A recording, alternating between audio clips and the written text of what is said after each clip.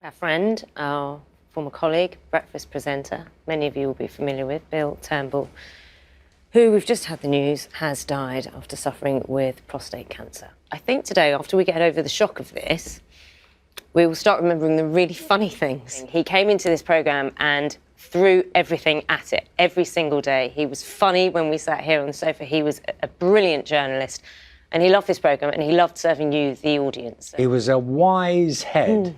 He didn't take himself too seriously when he sat here, which is a great combination. We first worked together. I was a producer, he was a reporter. We were in America covering the first presidential campaign of Bill Clinton. And there are all sorts of mishaps that happened in those 2 weeks when we were trying to put together a programme. And on the way back, he said to me, "I love working with you." I'd fainted. That was one of the mishaps. "I love working with you, but don't pull a stunt like that again. And let's work together again sometime." This wicked, infectious, naughty sense of humour, and sometimes, honestly, I just have to catch his eye and he would make me giggle.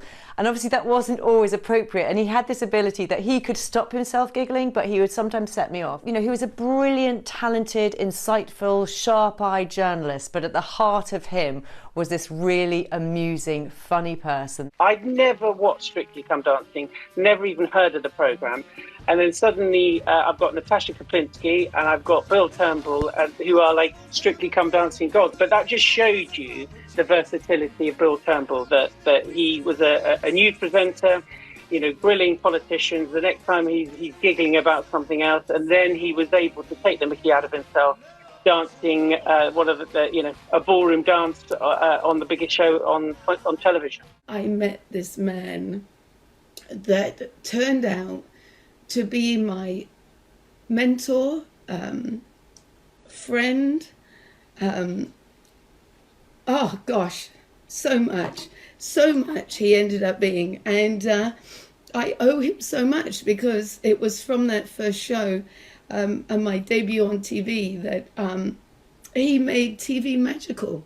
He told me what it was about. He was a devoted husband to Ceci, his wife, and a brilliant father to his 3 children, and a dog owner. He was telling me to get black Labradors all the time, and of course he loved Wickham Wanderers and his bees, and you know, he was a man with a hinterland beyond breakfast and beyond what you saw on telly or what you listened to on the radio. But he was what you saw. He was that kind, generous, funny, clever man that you knew was my friend.